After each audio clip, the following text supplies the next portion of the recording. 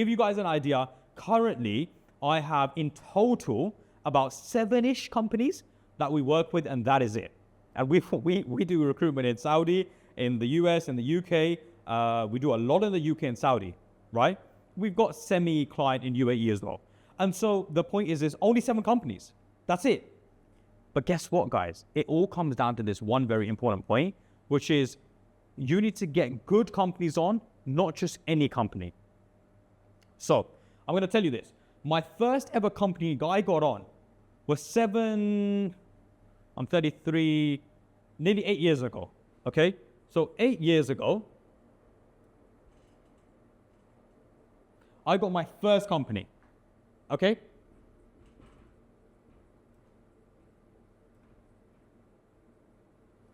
My first company was 8 years ago, and that company today, we work with exclusive. They don't give their jobs to anyone. They only give their jobs to me, and like they don't want to use anyone. If you guys call them, they're going to say, we don't like you, we only work with this one guy. How did I make that happen? How did I make a company only use me? That's important. Okay. Well, the first year, it was all about building that relationship, okay? And I need you guys to understand this. And okay, we don't say first year, right? Let's just say first step. The first step is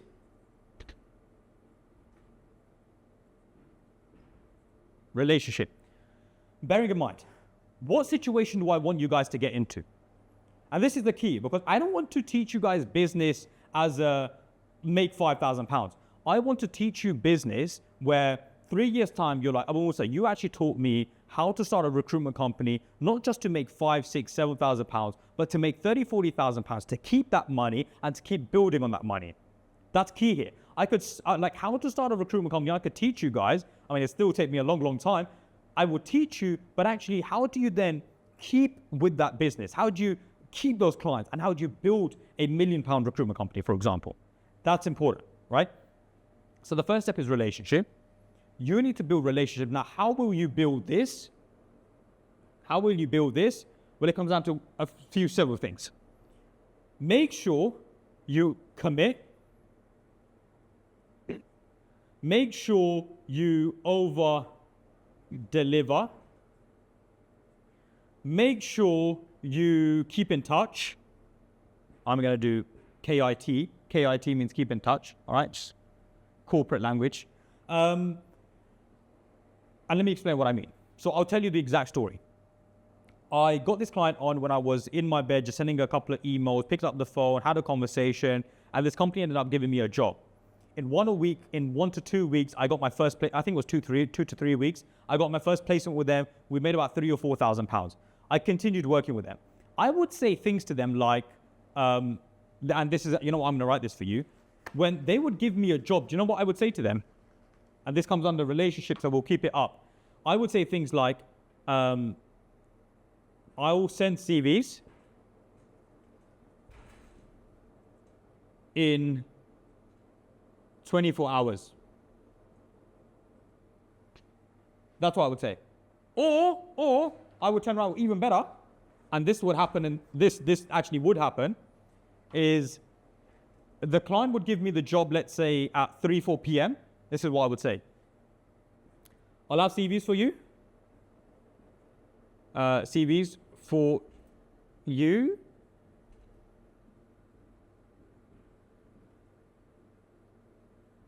Bro, I cannot write.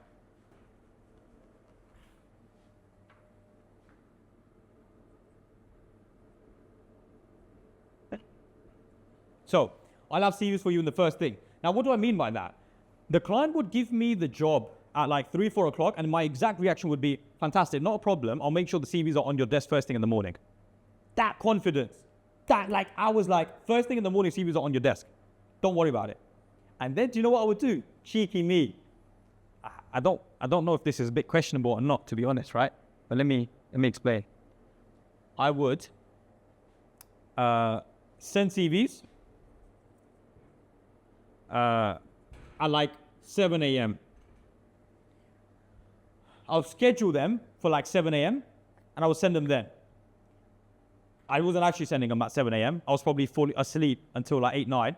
But I would have them scheduled for 7 a.m. And then I would write something like, make sure I was working till late for you, but here's the CVs. Now, I want you to imagine this, guys, right? A HR person needs people. You find the CV, they call you and they say, yeah, we're looking for someone. You say, yeah, not a problem. I'll make sure CVs are on your desk in the morning. And you deliver on that. Can you imagine how amazing that looks to that company? Because let me explain something. The HR person has to report to the director reports to the managing director. If people aren't getting found, if they aren't hiring the right people, the managing director is putting pressure on the director who's putting pressure on the HR person. So they need to hire. My company needs to hire. If I don't hire, I'm annoyed, right? Because if people aren't hired, then something's going wrong. I'm not making money, whatever. So the point is this, that you have to make sure that you are always on top of these things. Now, does that make sense? Any questions? Now feel free to ask. Ask me as much as you want. But how do we find the candidates that fast, bro? Work, brother. Work. That's how you find the candidates fast. That's what it comes down to.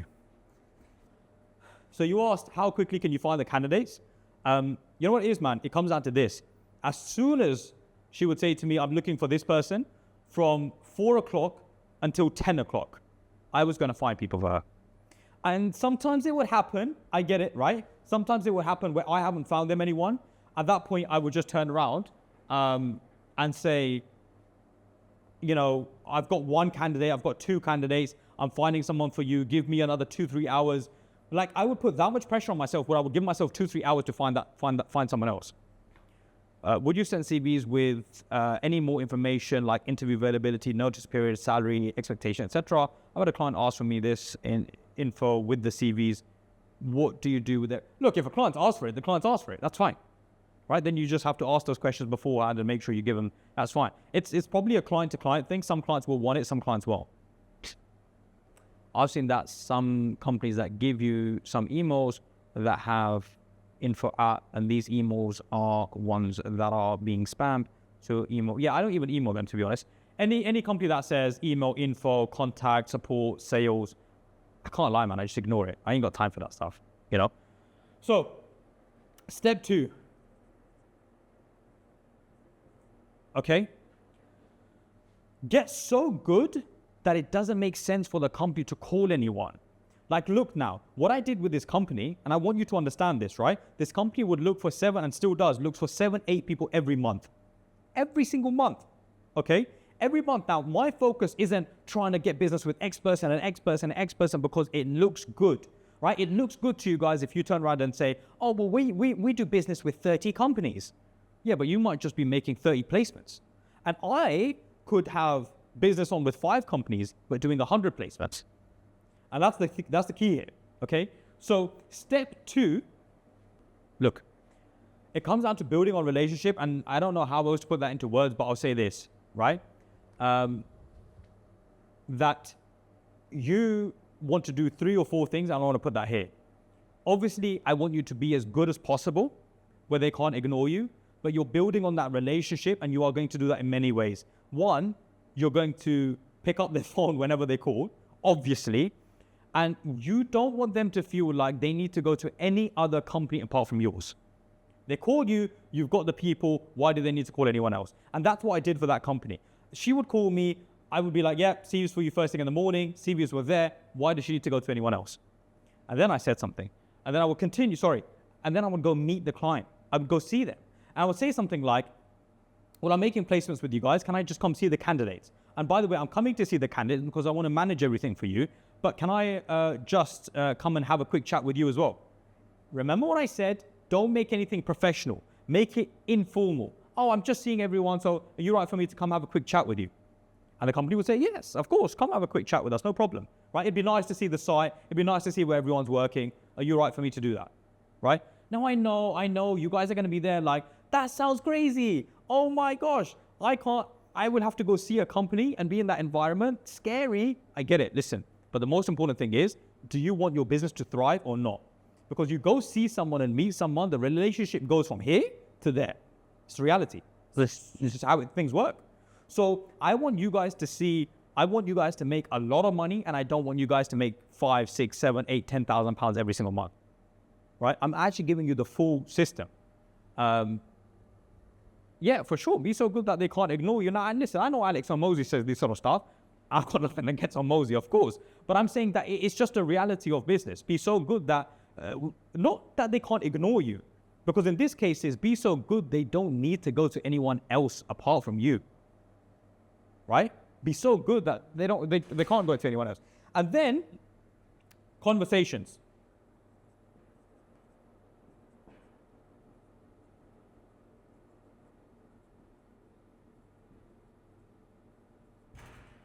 Right. And I write conversations, but I will explain it. What do I mean by conversations? You need to have conversations with these guys and say, well, I've been doing recruitment with you for an X amount of time and this is happening. Look, how about this? Why don't I reduce my fee by 1%? Or why don't we discuss how, you know what, by the way, I never discussed fees right at the beginning. And I say this only because sometimes people get a bit nervous and want to give more than they should. So you need to have conversations with them. Now, how would you have a conversation about, listen to this very carefully, exclusivity, okay? Exclusivity, that is crucial, guys. You need to make sure that this company is going to work exclusive with you. That is key.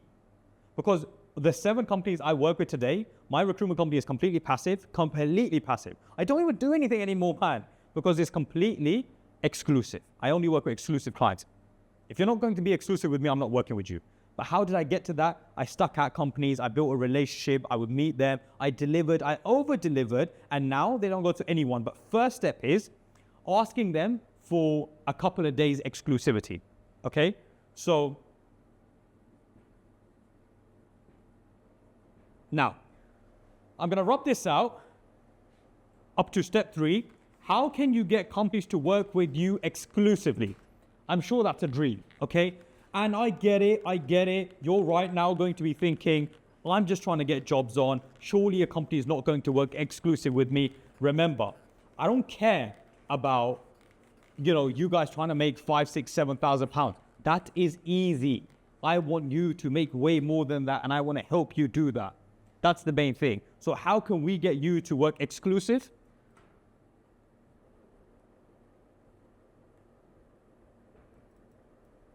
Right?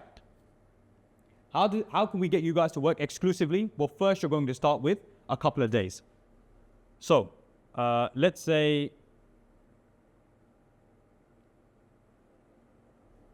what are you going to say? Let's just put that. So this is for a few days. What you're going to say to him is this.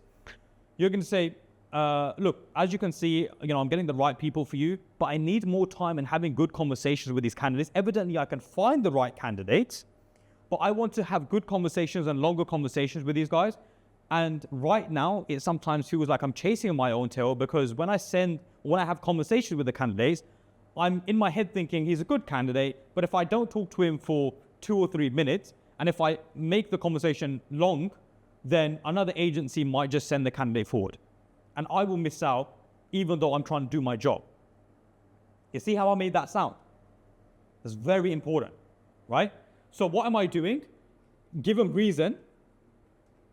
And the reason is longer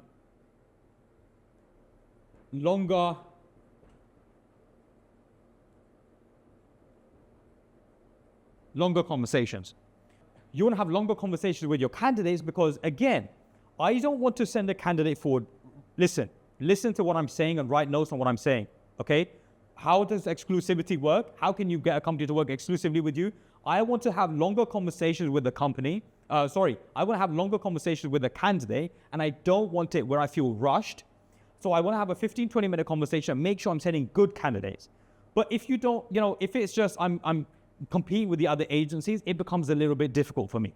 I'm not asking for long. Just give me 2 days. Every time you get a job on, give me 2 days to find someone else for you. Is that okay? See what I did there? I gave him reason. And I said, I want to do this to make this better for you. So I just want 2 days exclusive. Is that all right?